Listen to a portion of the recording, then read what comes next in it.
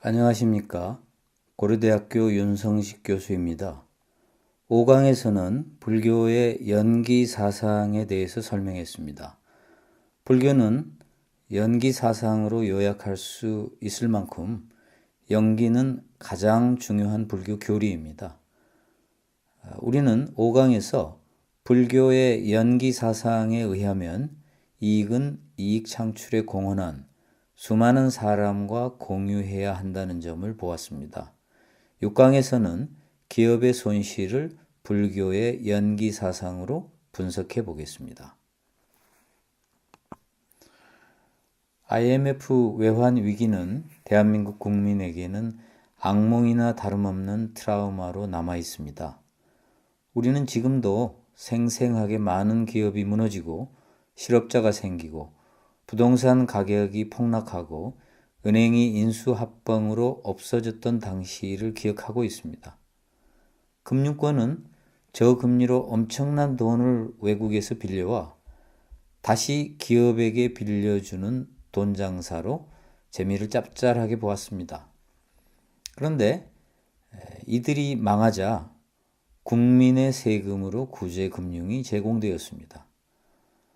도산하는 기업에게도 국민의 세금이 퍼부어졌습니다. 알고 보면 기가 막힌 일입니다. 교과서에 쓰여져 있는 자유시장 경제의 장점은 부실 기업은 도산하고 우수 기업은 이익이 증가해서 시장에서 자발적인 구조조정이 일어난다는 점입니다. 부실 기업이 망해야만 자유시장 경제의 장점이 살아나는 것입니다. 그러나 현실은 자유시장 경제와는 거리가 멉니다. 그러면서도 유리할 때만 자유시장 경제 운운하고 불리할 때는 이러한 엉터리 사회주의 경제식으로 같이 나누자고 덤빕니다. 구조조정이 일어나지 않는 이러한 시장 경제, 부실 기업이 국민의 세금으로 살아남는 시장 경제는 사실 시장 경제라고 말할 수가 없고 사회주의 경제라고 볼 수밖에 없습니다. 그런데 이런 현상은 꼭 우리나라에만 국한되지는 않습니다. 2008년 발 세계 경제 위기가 발생했을 때 미국의 금융기관과 기업도 정부의 막대한 예산 지원으로 살아났습니다. 미국의 자랑이었던 세계적인 자동차 기업 GM의 회장은 디트로이트에서 워싱턴 의회에 정부 지원을 요청하러 가면서 자가용 비행기를 타고 갔습니다. 미국 국민은 분노했습니다. 정부 지원을 받아야 하는 처지에 자가용 비행기가 웬 말이냐. 급기야는 GM 회장이 다음번에 워싱턴에 갈 때는 직접 승용차를 타고 갔습니다. 기업뿐만이 아닙니다.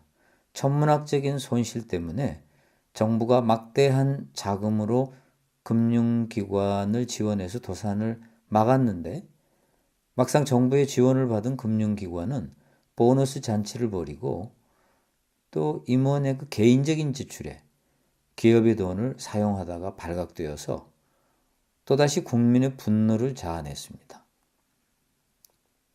즉 정부가 지원해둔 돈을 가지고 직원들하고 나누는 보너스 잔치를 하고 그 돈을 임원들의 개인적인 지출에 쓴 것이지요. 급기야 뉴욕의 월스트리트에서 미국 국민들이 모여서 잘못된 시장 경제를 비판하는 시위까지 벌였습니다. 기업은 이익이 발생하면 자기들이 독점하면서 막상 손실이 나면 정부가 지원해서 메꾸어 주는 일이 반복하다 보니 이익은 독점, 손실은 공유. 이게 무슨 시장 경제냐? 이게 사회주의 경제지 라는 비판이 쏟아질만 합니다. 모든 기업의 손실을 보전해주면 공정하기라도 합니다. 그런데 중소기업에는 재정 지원이 거의 없습니다. 대기업에만 제공되니까 대마불사라는 말도 나옵니다. 대기업이 망하면 경제에 미치는 파급 효과가 크고 특히 실업자의 증가로 민심이 흉흉해져서 정치권이 불이익을 당할 수가 있다는 우려에서 정부가 개입하는 것인데 자유시장 경제 논리에 어긋나는 일임에는 틀림없습니다. 만약 개인이 치킨집을 하다가 망했다고 생각해 보십시오. 정부가 돈을 지원해 줍니까? 안 합니다. 그런데 대기업이 망하면 몇 조 원씩 국민의 세금을 퍼붓습니다. 지금 한국 GM이 망한다, 철수한다, 야단인데요. 자세히 들여다보면 이익을 독점할 때는 나 몰라라 하다가 이제 와서 정부 보고 지원해달라고 합니다. 이게 무슨 시장 경제입니까? 사회주의 경제지요. 자유시장 경제를 옹호한 대표적인 경제학자인 맨큐의 경제학 교과서는 한국에서도 번역되어서 가장 많이 팔린 교재입니다. 아마 대학에서 가장 많이 사용하는 교재가 맨큐의 경제학 교과서일 것입니다. 하버드 대학 교수인 맨큐에게 하버드 대학생들이 수업 거부까지 하는 사태가 발생했습니다. 왜 맨큐의 수업을 하버드 대학생들이 거부했을까요? 즉 엉터리 경제학을 주장했다라는 뜻에서 거부한 것입니다. 사람들은 왜 기업이 손실을 국민과 공유할 때는 당연하게 생각할까요? 이익을 공유하는 것은 또 왜 생각도 못할까요? 손실만 공유하고 이익은 성역으로 남겨둬야 된다고 생각하는 이러한 사고방식은 어디서 온 것일까요? 이익을 국민이 공유해야 한다고 말하면 매우 불편해합니다. 손실을 국민 세금으로 공유할 때는 당연하게 생각하면서도 이 문제를 파악하지 않고서는 천민자본주의를 고칠 수 없습니다. 첫째 이유는 기업의 이기적인 행동이 나쁘지 않다는 유치원 아이와 같은 생각을 하는 경제학자들이 많기 때문입니다. 제가 이런 말을 하면 왜 경제학자들이 그런 말을 했다고 비판하느냐? 그런 말을 한 적이 없다라고 억지를 부릴지도 모르겠습니다. 제 말이 아니고요. 하버드 대학교 맨큐의 경제학 교과서에 쓰인 내용입니다.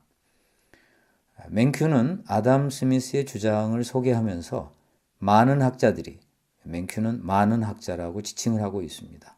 생산자와 소비자가 각자 이기심에 의해 행동해도 자유시장은 효율적인 자원 배분을 낳는다는 주장에 찬성하며 자신도 그렇다고 밝히고 있습니다. 즉 제가 이렇게 말한 것이 아니고요. 맨큐가 자신도 그렇지만 많은 경제학자들이 기업이 이기적으로 행동해도 효율적인 자원 배분이 된다. 이렇게 주장하고 있는 것입니다. 시장을 가만히 놔두면 보이지 않는 손에 의해서 이기적인 기업과 이기적인 소비자가 가장 효율적인 자원 배분을 한다고 주장합니다. 무슨 유치원생 같은 말을 하고 있는 것이죠. 이게 말이 된다고 생각하십니까? 저는 어처구니가 없다고 생각을 합니다. 맨큐의 말대로 맨큐만이 아니라 다수의 경제학자가 보이지 않는 손 운운하며 시장은 가만히 두면 잘 된다고 합니다. 따라서 기업의 이기적인 행동이 나쁘지 않다고 생각하기 때문에 기업의 이익을 기업이 독점하고 손실만 공유하는 이기적인 행동도 경제에 나쁘지 않을 수 있다. 또 보이지 않는 손 운운하면서 시장을 가만두는 게 좋다 하니까 기업의 이러한 이기적인 행동도 가만두어야 된다. 이렇게 생각하는 것이 아닐까요? 두 번째는 시장에서 보이지 않는 손이 효율적인 자원 배분을 한다는 주장이 있기에 뭔가 개입하면 안 될 것 같고 시장을 그냥 놔두어야 할 것 같은 생각이 드는 것입니다.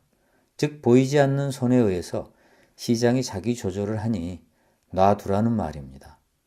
따라서 기업의 이익을 건드리지도 않고 놔두되 손실이 발생하면 그때는 비상사태니까 국민이 공유해야 된다고 생각하는 것입니다.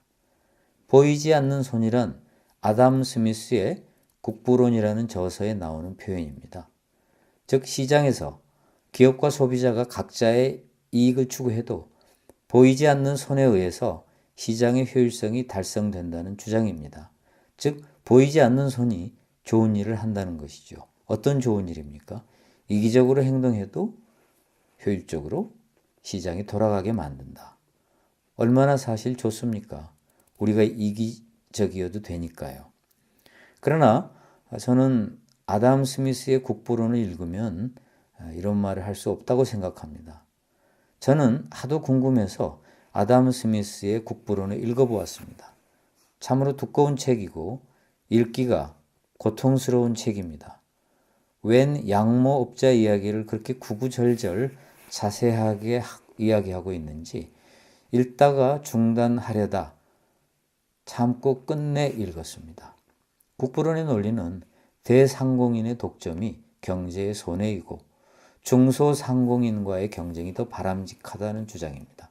그런데 오늘날 아담 스미스의 국부론은 대기업이 중소기업을 죽이고 있는 천민자본주의에서 오히려 대기업의 행위를 그대로 놔두라고 하는 논리로 쓰이고 있습니다. 즉, 국부론이 악용되고 있는 것이죠. 정반대의 논리에 사용되고 있는 것입니다. 사실 아담 스미스는 보이지 않는 손이라는 말을 자신의 저서 국부론에서 한 번밖에 사용하지 않았습니다. 아담 스미스는 그보다 윤리를 더 강조했습니다.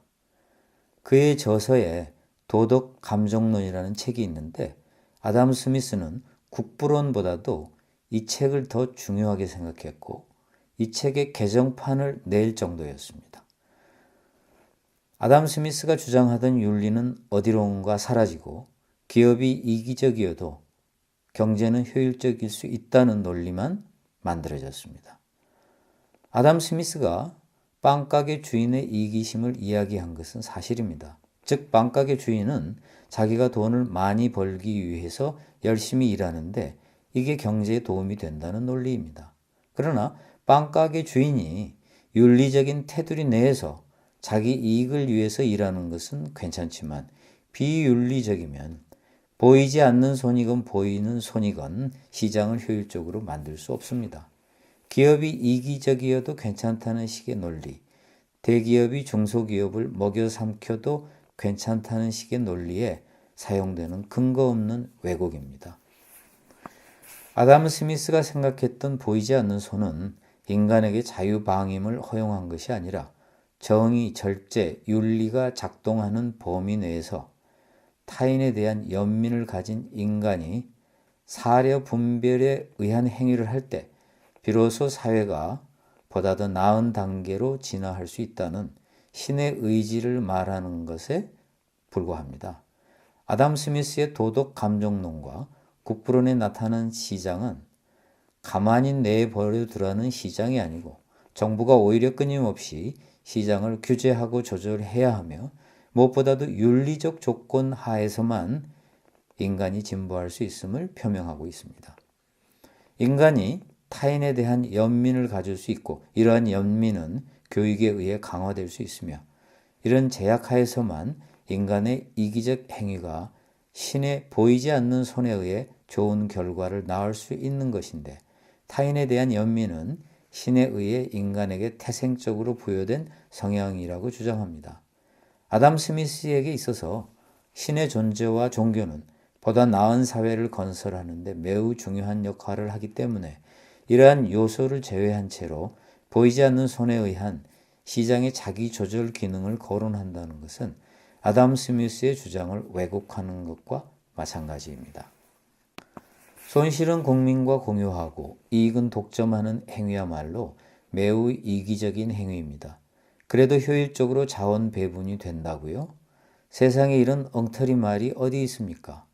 가정의 모든 구성원이 이기적이어도 보이지 않는 손에 의해서 가정이 화목하고 잘 굴러갈 거라고 생각하는 것이나 마찬가지입니다. 손실을 공유하고 이익을 독점하면 빈부격차가 심해질 수밖에 없습니다. 오늘날 월드뱅크, IMF, OECD에서 빈부격차를 이구동성으로 가장 심각한 경제 문제로 지적하고 이의 해결을 각국에 주장하고 있습니다. 특히 한국의 빈부격차를 꼭 집어서 지적하면서 해결책까지 제시하고 있습니다.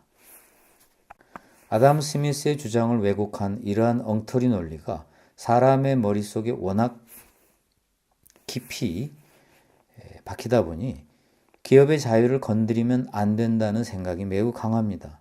따라서 기업의 이익도 국민이 건드리면 안 되는 것으로 생각하는 것이지요. 마치 성역처럼 말입니다.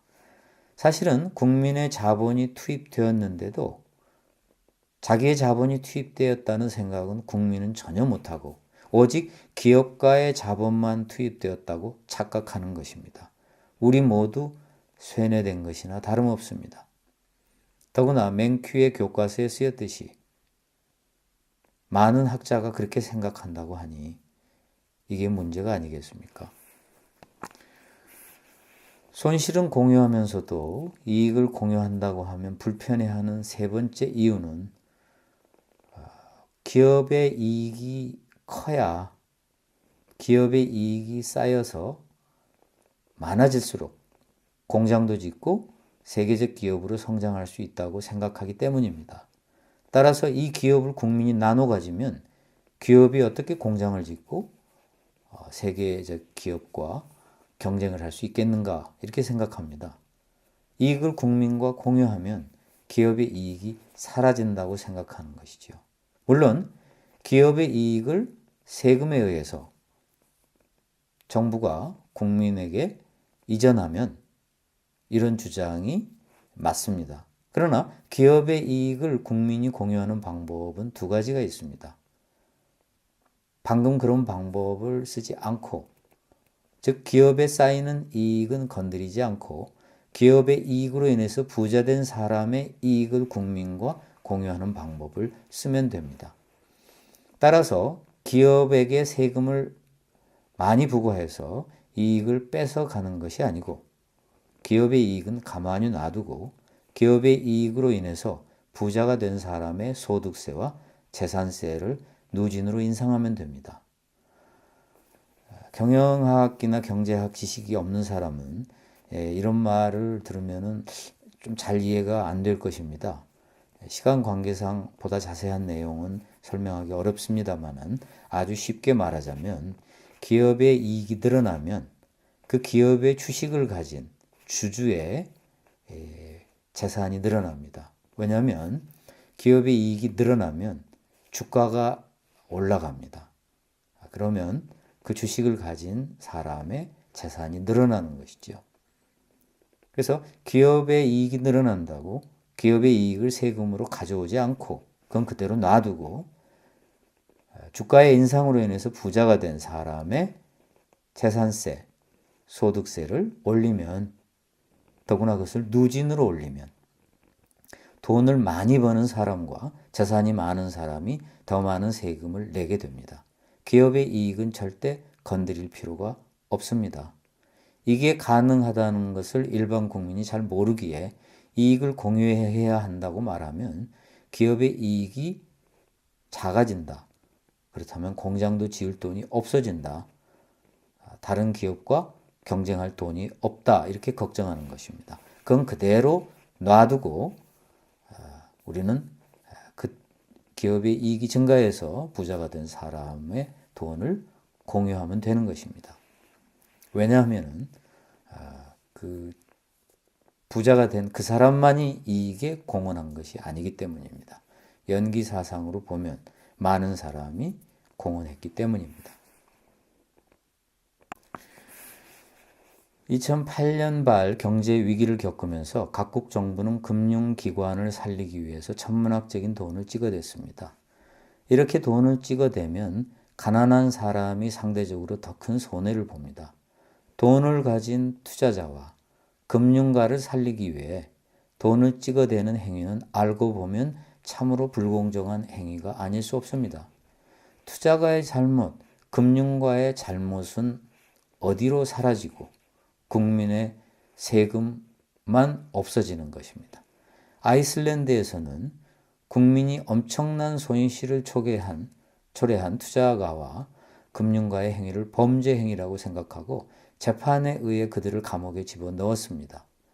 그러나 아이슬란드 같은 나라는 아주 예외이고 대다수의 국가에서 그들은 비난만 받았지 여전히 잘 살고 있습니다. 투자자와 금융가가 이익을 낼 때는 독식하면서 손실이 나면 나라에서 국민의 세금으로 메꾸어 줍니다. 이익은 독점하면서 손실은 국민과 사이좋게 공유하자고 덤벼드는 이 사람들에 대해 우리는 지나치게 관대합니다. 마치 이들이 있어서 우리가 먹고 사는 것처럼 생각하지만 이들이 감옥에 들어간 뒤에 아이슬란드가 붕괴되었다는 소리는 들리지 않습니다. 잘못을 저지른 이들이 없어도 투자자와 금융가 노릇을 하겠다는 사람은 줄 서 있습니다. 대기업일수록 이익은 독점하면서 손실은 국민과 공유하기 때문에 큰 부자일수록 정부와 국민의 도움이 없이는 큰 부자가 될 수 없었다는 사실을 알아야 합니다. 알고 보면 기업과 은행의 이익은 정부와 국민의 도움 없이는 불가능합니다. 따라서 돈이 많을수록 겸손해야 합니다. 자기가 잘나서 부자가 되었다고 생각하면 착각입니다. 시장 자본주의는 소수의 승자에게 돈을 몰아주기에 그렇게 큰 부자가 된 것입니다. 오늘날 시장 자본주의는 불평등, 빈부격차, 승자 독식의 특징을 가지고 있습니다. 한 연구에 의하면 초기 신석기 시대인 약 7,000년 전 유럽의 농경사회에서 가진 자가 좋은 땅을 차지하고 대대손손 물려줌으로써 불평등이 대물림되기 시작했음을 시사하는 증거들이 발견됐다고 합니다. 어떤 뛰어난 역량을 가진 사람이 시장에서 돈을 많이 벌었다면 그의 재능을 뒷받침해준 시장 경제 제도의 상당 부분 기인합니다. 그 사람이 거대 시장의 수요가 많은 시장 경제에서 활동했기 때문에 돈을 번 것입니다. 즉, 큰 시장에서 활동했기 때문에 돈을 번 것이지요. 그가 에스키모 사회에서 태어나 에스키모 시장, 아주 규모가 작은 시장에서 활동했다면 그저 똑똑한 사람으로 끝났을 것입니다. 과학자의 위대한 발견은 공짜입니다. 그러나 그것을 특허로 만들면 돈을 법니다. 특허라는 제도가 관건이지요. 아인슈타인의 이론을 특허화하기 어렵다고 해서 그가 공헌한 것이 사라지는 것은 아닙니다. 특허화가 쉬운 것만 보장받는 시장 경제는 따라서 불공정할 수밖에 없습니다. 누군가가 옆에서 도와주면 자신의 힘을 몇 배 더 발휘할 수 있습니다. 사람들 속에서 돈을 번 것은 항상 이런 요소가 있었다라는 것을 기억해야 됩니다. 남의 힘이 있었다는 것이죠.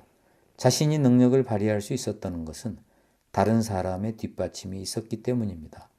만약 경찰이 없다고 생각해 보십시오. 기업이 돈 벌기 참으로 어려울 것입니다. 화폐 제도가 없다고 생각해 보십시오. 법이 타인과의 계약을 보장해 주지 않는다고 생각해 보십시오. 만약 무정부 상태가 된다면 오늘날 가장 많은 손해를 볼 사람은 부자들입니다. 가난한 사람은 얻을 것만 있지 잃을 것은 없습니다. 따라서 부자라면 자신이 돈을 그렇게 많이 번 것은 바로 이렇게 수많은 요인이 있었기 때문이다. 이것을 인정하고 겸손하게 행동해야만 합니다. 불교 신도는 부처님 말씀대로 경전에 쓰인 대로 생각하고 행동해야 합니다. 부처님 말씀과 경전의 내용이 마음에 들지 않으면 불교를 떠나서 다른 종교를 믿거나 무종교가 되어야겠지요. 불교 신도로서 불교 교리에 어긋나게 행동한다면 오히려 불교 교단에 해를 끼치게 됩니다. 그런데 사실 우리가 무심코 불교 교리를 잘 알지 못한 채로 행동하기 쉽습니다. 저도 경전을 접하기 전에는 불교 교리가 이렇게 설해져 있다는 것을 몰랐습니다. 가장 중요한 불교 교리는 부처님이 말씀한 영기법입니다. 만약 모든 것이 영기적이라면 이익도 손실도 연기적입니다. 이익이 수많은 요인에 의해 발생하듯이 손실도 수많은 요인에 의해 발생합니다. 사실 열심히 일하고 능력도 있는 정직한 기업인도 어느 날 자신의 잘못이 아닌 외부 요인에 의해 하루아침에 파산합니다. 이익이 기업인의 능력과 노력에 의해서만 발생하지 않듯이 손실도 그렇습니다. 조류 독감에 의해 양기업자가 망하고 고환율 정책으로 수출업자가 살아납니다. 갑자기 전염병이 돌면 손 씻는 세정제가 동이 납니다. 이런 이유로 인해서 불교 신도는 이익 공유에 앞장서야 합니다. 이익을 공유하자는 말은 기업에 세금을 부과하자는 이야기가 아닙니다. 기업으로 인하여 부자가 된 개인에게 세금을 부과하거나 개인이 스스로 사회에 환원하도록 하자는 말입니다. 우리는 왜 이렇게 당연한 사실을 알지도 못할까요? 어쩌면 우리는 잘못된 논리에 쇠뇌되어 있어서 이미 판단력을 잃었는지도 모릅니다. 손실이 발생하면 당연히 사회가 공유해야 한다고 생각하면서도 이익을 공유해야 한다고 생각하면 사회주의 경제 아니야 라고 생각합니다. 우리는 무엇보다도 손실만 공유하고 이익은 공유하지 않고 있는 이상한 자본주의에 대한 현실 파악이 먼저 이루어져야 합니다. 불교는 사물과 현상을 있는 그대로 보고자 하는 종교입니다. 우리가 시장 자본주의를 있는 그대로 보지 못하면 시장 자본주의의 문제를 해결하지 못합니다. 당신이 부자라면 모를까? 그렇지 않다면 돈으로 인한 고통을 해결하기에 앞서서 영기적 관점에서 자본주의를 있는 그대로 볼 수 있어야만 합니다. 이익은 독점하고 손실은 공유하는 천민자본주의의 결과는 심각한 빈부격차입니다. 어느 정도의 빈부격차는 반드시 있어야만 합니다. 그러나 지나친 빈부격차는 뭔가 잘못된 증거입니다. 부처님은 경전에서 정법국가를 주장하고 있습니다. 정법국가란 치우치지 말고 억울하지 말게 하는 그러한 국가라고 서술되어 있습니다. 빈부격차는 치우친 정책의 결과입니다. 이익은 독점하면서 손실은 공유하자는 기업을 뒷받침하는 정부에 대해서 이제 우리는 억울한 감정을 느껴야만 합니다. 세계적인 부자 워런 버핏은 미국 경제가 가진 가장 큰 문제는 자신과 같은 부자라고 말합니다. 경제 번영은 오직 소수의 부자에게 집중되어 있으며 이 집중이 30년 전에 비해 훨씬 더 심화되었다는 것입니다. 세계적인 부자의 말입니다. 그런데 우리나라 사람의 상당수는 부자도 아니면서 무슨 빈부격차가 문제냐 이렇게 말합니다. 있는 사실을 있다고 인정하지 않는 세상, 조금 답답함을 느낄 수밖에 없습니다.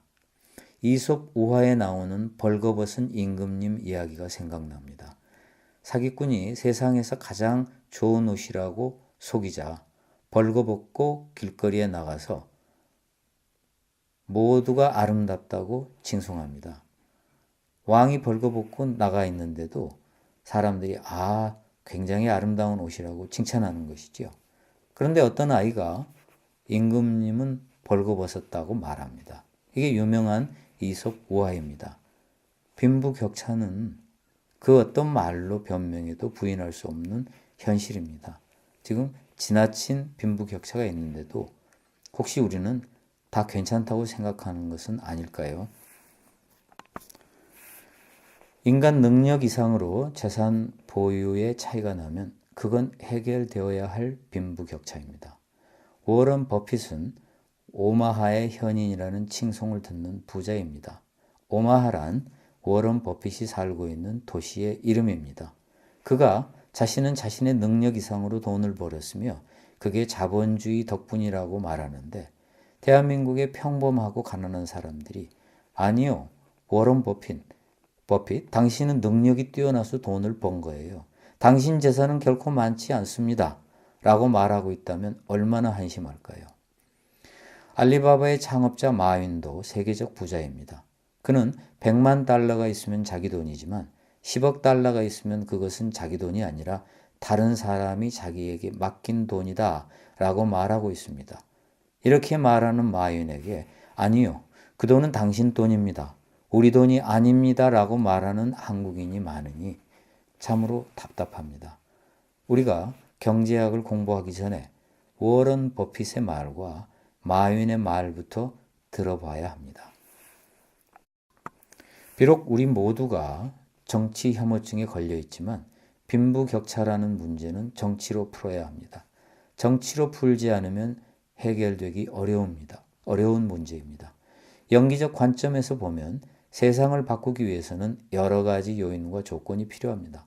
그러나 가장 중요한 요인은 정치입니다. 노벨 경제학상 수상자인 폴 크루그만, 역시 노벨 경제학상 수상자인 스티글리츠, 이 두 사람은 모두 경제를 바꾸려면 정치가 가장 중요하다고 말합니다. 우리는 정치를 나쁘다고 생각하고 자칫 멀리하게 되지만 알고 보면 정치는 우리에게 좋은 일을 많이 합니다. 정치인을 죽일 놈이라고 욕하지만 정치인만큼 국민 수준을 잘 반영하는 사람도 없습니다. 정치인은 국민 수준을 반영하는 가장 좋은 잣대입니다. 정치를 부정하기보다는 정치의 긍정적 에너지를 우리가 잘 활용해야 합니다. 모두가 죽일 놈의 정치인이라고 욕하지만 세상을 바꾸는데 가장 큰 역할을 하는 것은 정치인입니다. 세상을 가장 빠르게 효과적으로 바꿀 수 있는 것 또한 정치입니다. 당장 세상을 바꾸고 싶다면 우리가 정치에 관심을 가져야만 합니다. 불교의 정치관에 대해서는 다른 강의를 통해서 이야기를 나누도록 하겠습니다. 관심이 있는 분은 제가 불광 출판사에서 펴낸 부처님의 정치 수업을 참고하시기 바랍니다. 불교는 세상의 정치를 불교 교리의 관점에서 보고 해결하려고 합니다. 불교의 정치 사상이 유일한 해결책은 아니지만 세상을 바꾸는 데 좋은 기여를 할 수 있다고 생각합니다. 다들 불교를 정치와 멀다고 생각하고 불교는 정치를 멀리해야 한다고 생각하지만 부처님의 말씀은 결코 그렇지 않습니다. 불교 신도라면 불교 교리에 입각하여 정치 현상을 보고 사회 문제를 해결해야 합니다. 많은 불교 신도가 비불교적인 정치관을 가지고 있습니다. 모두가 힘들다고 야단입니다. 변호사들도 좋은 시절 다 갔다고 하고 의사들도 좋은 시절 다 갔다고 합니다. 교수들도 좋은 시절 다 갔다고 합니다. 모두가 미친 듯이 일하고 있습니다. 그럼 누가 가장 잘 살고 있는가? 돈 많은 소수의 사람들입니다. 결국 우리는 소수의 부자와 권력가들을 위해서 미친 듯이 일하고 있는 게 아닐까요? 물론 이 문제를 해결하는 것도 단순하게 생각해서는 안 되고 연기적으로 생각해야 합니다. 예를 들어서 삼성전자가 모든 직원이 너무 힘들다고 근무 시간을 줄였다고 가정해 봅시다. 애플과 경쟁하는 삼성전자가 과연 얼마나 버틸 수 있을까요? 조금이라도 매출이 줄어들면 깜짝 놀라서 다시 과거로 회귀할지도 모르겠습니다. 애플 직원은 삼성전자 직원보다 훨씬 짧은 시간을 일하는데 삼성전자보다 실적이 더 좋다면 결국 경영 문제입니다. 삼성전자의 경영이 무엇이 잘못됐을까요? 이 문제도 연기적 관점에서 바라보아야만 합니다. 삼성전자의 경영 하나만의 문제가 아니기 때문입니다. 수많은 요인과 조건이 어우러져서 삼성전자의 경영이 애플의 경영보다 뒤떨어진 것입니다. 예를 들어 우리 사회 뿌리 깊이 박혀 있는 비효율적 업무 관행도 하나의 요인이고 대한민국의 부패 문화도 삼성의 경영이 뒤떨어진 요인 중에 하나입니다. 결국 대한민국 정체가 총체적으로 좋아질 필요가 있습니다. 전 세계가 하나가 되어 경쟁하는 요즘 시장 자본주의 세계 하에서는 오직 한국만 생각하고 경영할 수는 없습니다. 따라서 좋은 해결책이 있다 하더라도 세계적 차원에서 실시 가능한지 스스로 질문해 봐야 합니다. 불교의 연기 사상으로 보면 전 세계는 깊이 연관되어 있습니다. 따라서 우리가 직면한 문제 해결도 상당 부분 전 세계적 차원으로 해결책을 강구해 봐야 합니다. 이상으로 부처님의 부자 수업 6강을 마치겠습니다. 저는 고려대학교 윤성식 교수입니다. 감사합니다.